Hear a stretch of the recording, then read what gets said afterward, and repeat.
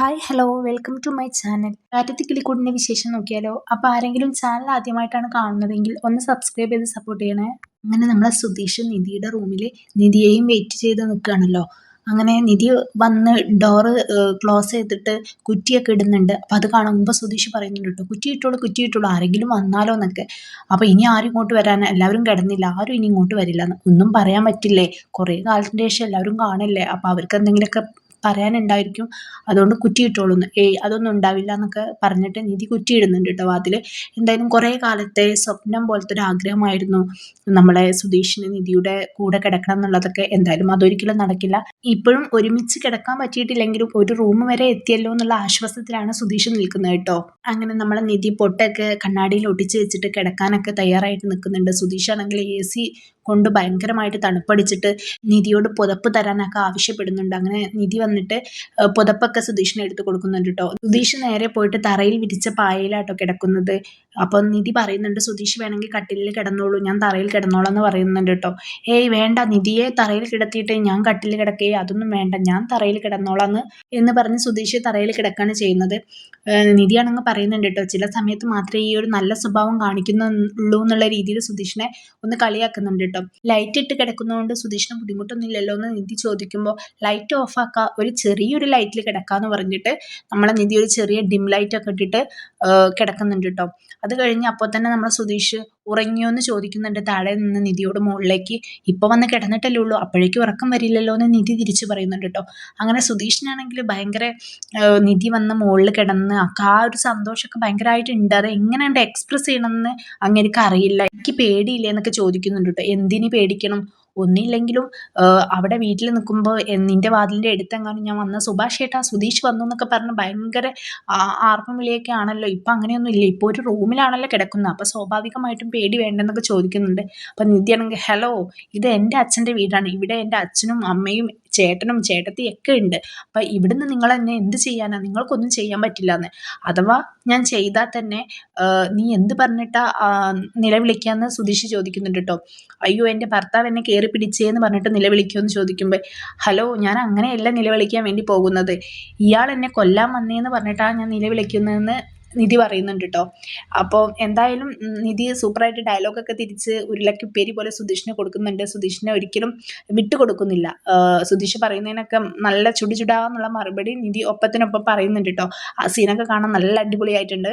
എന്തായാലും എനിക്ക് നിങ്ങളെ ഇപ്പോൾ പഴയ പോലെ ആ പേടിയൊന്നും ഇല്ല എന്നൊക്കെ പറഞ്ഞിട്ട് നമ്മളെ നിധി തിരിഞ്ഞ് കിടക്കാട്ടോ ചെയ്യുന്നത്. അപ്പോൾ സുധീഷ് ഇങ്ങനെ പറയുന്നുണ്ട്, മനസ്സിലിങ്ങനെ വിചാരിക്കുകയാണ്, അങ്ങോട്ട് തിരിഞ്ഞ് കിടന്നു, ഇങ്ങോട്ട് കിടക്കുകയാണെന്നെങ്കിൽ എനിക്ക് മുഖമെങ്കിലും നോക്കി കിടക്കാമായിരുന്നു എന്ന്.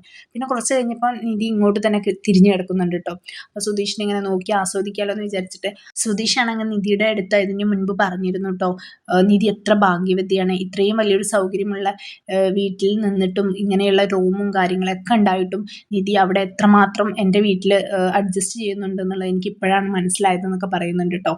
അങ്ങനെ എന്തായാലും ഞാൻ അവിടെ ആ റൂമിൽ നിൻ്റെ റൂമിൽ AC ഒക്കെ വെച്ച് തരാം, ചെറിയ ചെറിയ അഡ്ജസ്റ്റ്മെൻ്റ് ഒക്കെ ഞാൻ ചെയ്തു തരാമെന്ന് പറയുമ്പോൾ നിധി പറയുന്നത്, നിങ്ങളെല്ലാവരും സുഭാഷേട്ടന് കുറച്ചും കൂടി ഭാരം കുറച്ച് കൊടുക്കൂ, അല്ലാതെ അത് കഴിഞ്ഞിട്ട് മതി ബാക്കിയുള്ള സൗകര്യങ്ങളൊക്കെ ചെയ്യില്ലെന്ന് പറഞ്ഞിട്ട് നിധി ആ കാര്യം ഒന്ന് നൈസാക്കി വിടുകയാണ് ചെയ്യുന്നത്.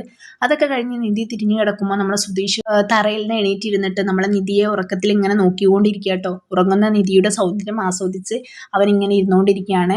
എന്തായാലും ഇങ്ങനെയെങ്കിലും ഒരു അവസരം കിട്ടിയതിൽ അവന് ഭയങ്കരമായിട്ട് സന്തോഷം കണ്ടെത്തുന്നുണ്ട് കേട്ടോ. വീട്ടിലാണെങ്കിൽ നമ്മളെ കിളിക്കൂടിൽ ഹരീഷ് ഫോണിൽ കളിച്ചുകൊണ്ട് കിടക്കുന്നുണ്ട്. നമ്മളെ സുഭാഷ് ചേട്ടനാണെങ്കിൽ പായ ഇട്ട് കൊടുക്കുന്നുണ്ട്. കിടക്കാൻ വേണ്ടിയിട്ട് നികേഷിനെ ഒരുപാട് നേരമായിട്ട് വിളിക്കുന്നു. നികേഷ് ആണെങ്കിൽ നാളെ എക്സാം ആയതുകൊണ്ട് ഭയങ്കര പഠനത്തിലാണ്, ഉമ്മറത്തിരുന്നിട്ടാണ് ആള് പഠിക്കുന്നത്.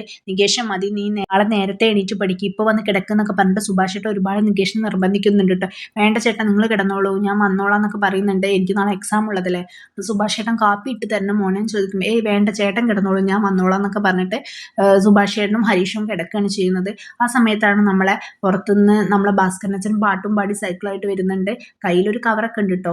അപ്പോൾ നേരെ വന്നിട്ട് കട്ടിലയിൽ ഇരിക്കുന്നുണ്ട്, റേഡിയോ ഓൺ ആക്കുന്നുണ്ട്, കവറിൽ നിന്നുള്ള പൊതിയൊക്കെ അയച്ചിട്ട് ബിരിയാണിയൊക്കെ കേട്ടോ കൊണ്ടുവന്നിട്ടുള്ളത്. അങ്ങനെ നികേഷിനെ വിളിക്കുന്നുണ്ട് ബിരിയാണി കഴിക്കാൻ വേണ്ടിയിട്ട്. അതിനു മുമ്പ് അങ്ങേര് റേഡിയോ ഓണാക്കി പാട്ട് വെച്ചിരുന്നു. ഇത് കേൾക്കുമ്പോൾ നമ്മളെ നികേഷിന് ഇറിറ്റേഷൻ ആവുന്നുണ്ട്. കാരണം നികേഷിന് പഠിക്കാൻ പറ്റുന്നില്ല, സൗണ്ട് കുറയ്ക്കുന്ന ആദ്യം പറയുന്നുണ്ട് നികേഷ്, എന്നിട്ടും കേൾക്കുന്നില്ല. നിനക്ക് ഇവിടെ ഇരുന്ന് മാത്രം പഠിച്ചാൽ മതിയോ, വേറെ എവിടെയെങ്കിലും ഇരുന്ന് പോയി പഠിച്ചൂടെ, ഇവിടെ ഞാനിരുന്ന് പാട്ട് കേൾക്കുന്നത് നീ കണ്ടൂടെ എന്നൊക്കെ പറഞ്ഞിട്ട് നമ്മളെ നികേഷിനോട് തർക്കിക്കുകയാണ് ഭാസ്കരനച്ഛൻ ചെയ്യുന്നത്. അത് കഴിഞ്ഞിട്ട് ബിരിയാണി കഴിക്കുമ്പോൾ നമ്മളെ നികേഷിനെ വിളിക്കുന്നുണ്ട്, വാടാ നീ കഴിക്കി, ഇതിൽ നിന്ന് എടുത്ത് കഴിക്കി, കുറച്ച് കഴിക്കി എന്നൊക്കെ പറയുമ്പോൾ നികേഷ് മൈൻഡ് ചെയ്യില്ല കേട്ടോ. ഓ നീ നിന്റെ ചേട്ടൻ മാത്രം വിളിച്ചാലേ ഉണ്ണാൻ വരുള്ളൂ, ഞാൻ വിളിച്ചാലൊന്നും നീ വരില്ലല്ലോ എന്നൊക്കെ ചോദിക്കുന്നുണ്ട് കേട്ടോ. നികേഷ് ആണെങ്കിൽ അന്നേരം കഴിഞ്ഞ കഥകൾ ആലോചിക്കുന്നുണ്ട്, എന്നിട്ട് സങ്കടപ്പെടുന്നുണ്ട്. അച്ഛൻ അന്ന് പറഞ്ഞല്ലോ ഈ ഫോട്ടോയിൽ ഇരിക്കുന്ന സ്ത്രീയുടെ കയ്യിൽ എന്നെ എന്തിനാ കൊടുത്തത് എന്നൊക്കെ ചോദിച്ചിട്ട് നികേഷ് ചൂടാവുന്നുണ്ടല്ലോ. നിന്റെ തള്ള നിന്നെ അല്ലാതെ മറ്റാരെ എടുത്തിരിക്കാന്ന് ഭാസ്കരൻ അച്ഛൻ തിരിച്ചും പറയുന്നുണ്ടല്ലോ. ആ ഒരു സീനൊക്കെ ആലോചിച്ച് നിൽക്കുകയാണ് നമ്മളെ നികേഷ്. എന്നിട്ട് പോയിട്ട് അച്ഛനോട് ചോദിക്കുന്നുണ്ട്, എൻ്റെ അമ്മ ഇപ്പോൾ എവിടെയാ ഉള്ളത്, ഈ സുഭാഷേട്ടൻ്റെ അമ്മയൊക്കെ മരിച്ചു, അച്ഛനെ കൊന്ന് ജയിലിൽ പോയ കഥ എല്ലാവർക്കും അറിയാം, ഞങ്ങൾക്കും അറിയാം. എൻ്റെ അമ്മയെ കല്യാണം കഴിച്ചു കൊണ്ടുവന്നല്ലേ, എന്നിട്ട് അവരെന്താ ഇവിടെ നിൽക്കാത്തത്, അവരെന്തേ മരിച്ചു പോയോ, അല്ലെങ്കിൽ അവരെയും എന്തെങ്കിലുമൊക്കെ ചെയ്തോ, എന്തെങ്കിലും ഒന്ന് പറ എന്നൊക്കെ പറഞ്ഞിട്ട് നികേഷ് ഇങ്ങനെ ചോദിക്കുന്നുണ്ട്. എനിക്ക് പറയാൻ സൗകര്യമില്ല, നീ എന്തിനാ അതൊക്കെ അറിയുന്നത്, നീ പോയി 4 അക്ഷരം പഠിക്കുന്നൊക്കെ പറഞ്ഞിട്ട് ചോദിച്ചതിനുള്ള ഉത്തരം നികേഷിന് കൊടുക്കാതിരിക്കുകയാണ് ഭാസ്കരൻ അച്ഛൻ ചെയ്യുന്നത്. ഇത് കേൾക്കുമ്പോൾ നമ്മളെ നികേഷിന് സങ്കടവും ദേഷ്യമൊക്കെ വന്നിട്ട് ചോദിക്കുന്നുണ്ട് കേട്ടോ, നിങ്ങളൊരു മനുഷ്യനാണോന്ന്.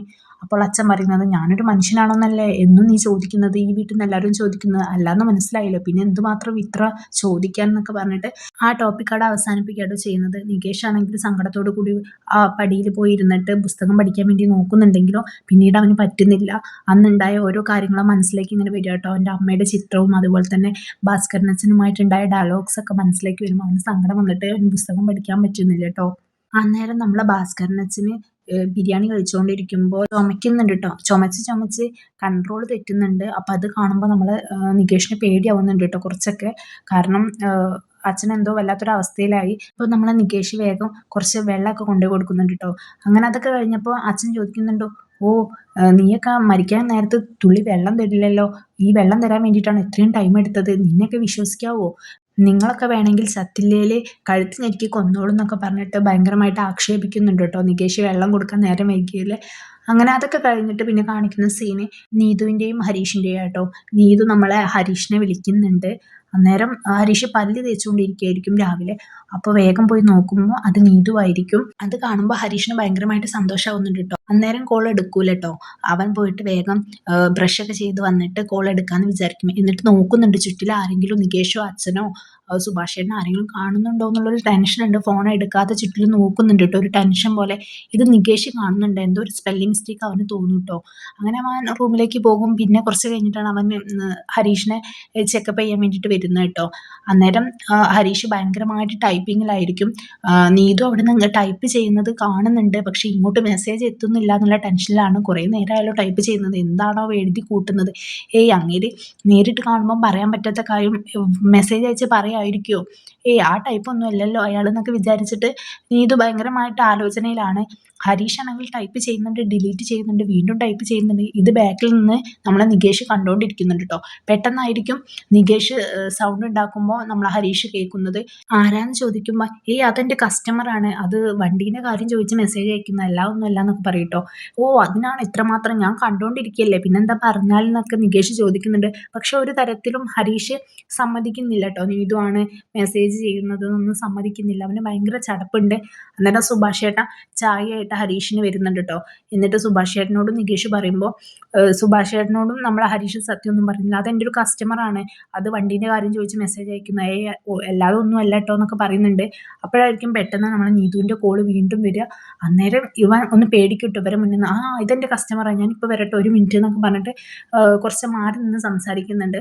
അപ്പം നമ്മൾ ഹരീഷിനോട് നീതു ചോദിക്കുന്നുണ്ട്, കുറേ നേരമായാലും ടൈപ്പ് ചെയ്യുന്നത്, എനിക്ക് ഇങ്ങോട്ട് ഒന്നും കിട്ടിയില്ലല്ലോ എന്നൊക്കെ പറയുമ്പോൾ അത് ഞാൻ ഗുഡ് മോർണിംഗ് അയച്ചതാണെന്ന് പറയാട്ടോ നമ്മൾ ഹരീഷ്.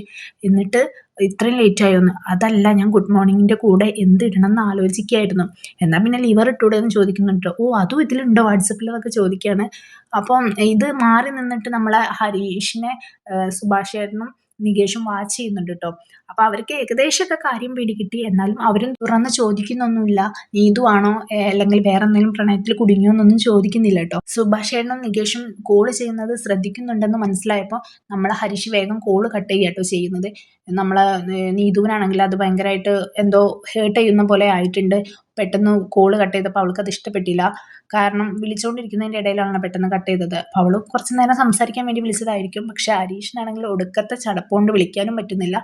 അന്നേരം പിന്നെ ഹരീഷ് എനിക്ക് ജോലിക്ക് പോകണ്ടെന്ന് ഞാൻ പോട്ടെ എന്നൊക്കെ പറഞ്ഞിട്ട് വേഗം അവിടുന്ന് എസ്കേപ്പ് ആവുന്നുണ്ട്. അപ്പം നികേഷ് ആണെങ്കിൽ സുഭാഷ് ചേട്ടനോട് പറയുന്നുണ്ട് കേട്ടോ, എവിടെയോ എന്തോ ഈ എഞ്ചിന് സംഭവിച്ചിട്ടുണ്ട്, ഒരു നോട്ടം അങ്ങോട്ട് നല്ലതാണെന്ന്. അപ്പൊ സുഭാഷ് ചേട്ടൻ അതിനൊന്നും ആവശ്യമില്ല, ഇവനിങ്ങനെ സന്തോഷത്തിൽ കാണുമ്പോൾ നമുക്കൊരു സന്തോഷമല്ലേ, അതുകൊണ്ട് അത് ശ്രദ്ധിക്കേണ്ട ആവശ്യമൊന്നുമില്ല എന്ന് പറഞ്ഞിട്ട് സുഭാഷ് ചേട്ടൻ അത് നെവർമൈൻഡ് ആക്കി വിടുകയാണ് ചെയ്യുന്നത്. അവിടെയാണെങ്കിൽ നമ്മളെ സുധീഷ് ഇത്ര നേരമായിട്ടും എണീക്കാത്തതിൻ്റെ ഭയങ്കര ദേഷ്യത്തിലാണ് രാജീവ് നിൽക്കുന്നത്. ഇത്ര നേരമായിട്ടും അവൻ്റെ പള്ളിവഴക്കം കഴിഞ്ഞില്ല എന്നൊക്കെ പറഞ്ഞിട്ട് ആക്ഷേപിക്കുന്നുണ്ട് കേട്ടോ. നിധി ആണെങ്കിൽ എണീറ്റ് വരുന്നുണ്ട്. അന്നേരം ഹേമ രാജീവനും അതുപോലെ തന്നെ അരുണിനൊക്കെ ചായ ഇട്ട് കൊടുക്കുന്നുണ്ട്. നിധി വന്നിട്ട് എല്ലാവരോടും ഗുഡ് മോർണിംഗ് ഒക്കെ പറയുന്നുണ്ട് കേട്ടോ. എന്തായാലും രാജീവിന് ഭയങ്കര ദേഷ്യമുണ്ട്. ഇന്നലെ നിധിയുടെ റൂമിൽ നമ്മളെ സുധീഷ് കിടന്നതിലും അവർ പ്ലാൻ ചെയ്ത പോലെ കാര്യങ്ങൾ നടക്കാത്തതിലും ഭയങ്കര ദേഷ്യമുണ്ട്. അരുണിനും അതുപോലെ തന്നെയാണ്. അവർക്കൊന്നും ചെയ്യാൻ പറ്റിയില്ല, കാരണം നിധി ഉള്ളതുകൊണ്ട് നിധിയെ വേദനിപ്പിച്ചുകൊണ്ടും അതുപോലെ തന്നെ നിധിയെ മനസ്സിലാക്കിക്കൊണ്ടും അച്ഛനും മകനും ഒന്നും ചെയ്യാൻ പറ്റില്ലല്ലോ. ആ ഒരു ടെൻഷനും അതുപോലെ തന്നെ ഇനി എന്തൊക്കെയാണ് അവിടെ നടക്കാൻ പോകുന്നതെന്നൊക്കെ നമുക്ക് കാത്തിരുന്ന് കാണാം. ഹരീഷിൻ്റെയും നീതുവിൻ്റെയും പ്രണയം എവിടെ വരെ എത്തും എന്നുള്ളതൊക്കെ നമുക്ക് വെയിറ്റ് ചെയ്ത് നോക്കാം. അപ്പോൾ ആരെങ്കിലും എൻ്റെ ചാനൽ സബ്സ്ക്രൈബ് ചെയ്യാതെയാണ് കാണുന്നതെങ്കിൽ ഒന്ന് സബ്സ്ക്രൈബ് ചെയ്ത് സപ്പോർട്ട് ചെയ്യാൻ മറക്കരുത്. ഇതുപോലുള്ള റിവ്യൂസിനായിട്ട് ഈ ചാനൽ ഒന്ന് ഫോളോ ചെയ്യാം. ബൈ.